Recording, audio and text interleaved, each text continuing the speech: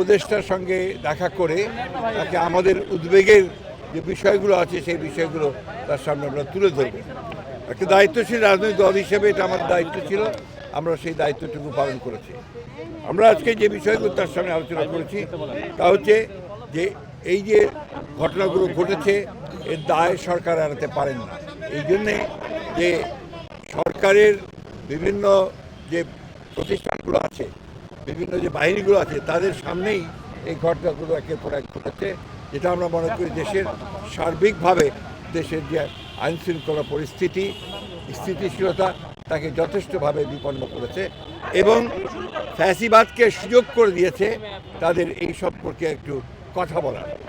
দ্বিতীয়ত হচ্ছে যে আমরা এই সরকারের সঙ্গে যেটা বারবার করে এসেছি, অন্তর্বর্তীকালীন সরকার, সুতরাং দ্রুত নির্বাচনের জন্য আমরা তাদেরকে আবারও তাগাদা দিয়েছি।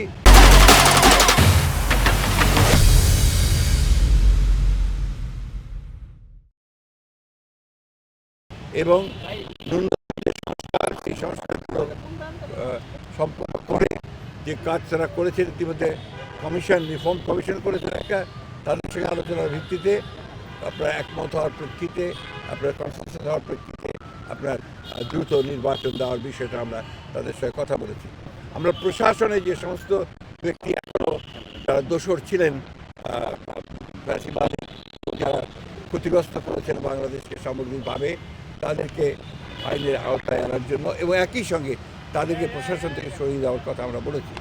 আমরা যারা অর্থনৈতিক ক্ষতি করেছে, লুট করেছে, যারা লুণ্ঠন করেছে, তাদেরকে আমরা আবারও ফিরিয়ে আনার জন্য, টাকা ফিরিয়ে আনার জন্য একই সঙ্গে তাদেরকে আইনের আওতায় নিয়ে আসার জন্য আমরা সেই দাবিগুলো করেছি। আমরা একই সঙ্গে যে কথাগুলো বলেছি তা হচ্ছে যে বিগত 15 বছর 16 বছরে যে মিথ্যা মামলা দিয়ে রাজনৈতিক নেতা কর্মীদেরকে যে হয়রানি করা হয়েছে, সেই মামলাগুলো প্রত্যাহার করার ব্যাপারে আমরা নীতিগত সিদ্ধান্ত কথা বলেছি। তারা একমত হয়েছে, তারাও আপনাদের সামনে কথা বলবেন, এই বিষয়গুলো তারা একমত হয়েছে। আমরা দ্রব্যমূল্যর ব্যাপারে অত্যন্ত জোরালোভাবে বলেছি যে এই সরকারের অন্যতম প্রধান ব্যর্থতা হচ্ছে দ্রব্যমূল্য নিয়ন্ত্রণে না নিয়ে আসতে পারা। সেটা তারা বলেছেন যে তারা এটার উপর কাজ করছেন, এই কাজগুলো তারা দ্রুততর করার চেষ্টা করবেন। সব শেষে আমরা আপনার আইনশৃঙ্খলা পরিস্থিতির কথা বলেছি এবং একই সঙ্গে আমরা সব শেষে যে কথাটা বলা আবারও বলেছি যে আপনার এই একটা আপনার কী চলছিলেন অভিযান, অভিযানটা হচ্ছে ডেভিল হান্ট। আমরা অতীতেও অনেক অভিযান দেখেছি, সেই ধরনের কোনো পুনরাবৃত্তি যেন না হয়, অর্থাৎ কোনো ইনোসেন্ট মানুষ যারা আপনার যেন না হয় এবং এটা নিয়ে আবার যেন কোনো রকমের সমস্যা তৈরি করা না হয়, এই কথাগুলো আমরা অত্যন্ত জোরের সঙ্গে বলেছি।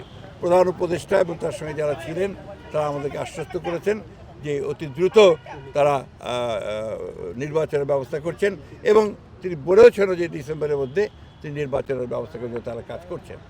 আমরা আশা করব যে জনগণের আশা যেটা আছে, প্রত্যাশা আছে যে অতি দ্রুত এবং একটা রোড ম্যাপ ঘোষণা করবেন তিনি, সেটার মধ্যে দিয়ে আমরা ডিসেম্বরের মধ্যেই নির্বাচন সম্পন্ন হবে বলে আমরা প্রত্যাশা করছি, জনগণও প্রত্যাশা করছে। এবং সেই সঙ্গেই আমরা যেটা বিশ্বাস করি যে গণতান্ত্রিক সরকারের যে আপনার ট্রানজিশন হবে, গণতান্ত্রিক ব্যবস্থায় সহজ হয়ে যাবে যদি আপনার একটা নির্বাচন অনুষ্ঠিত হয়।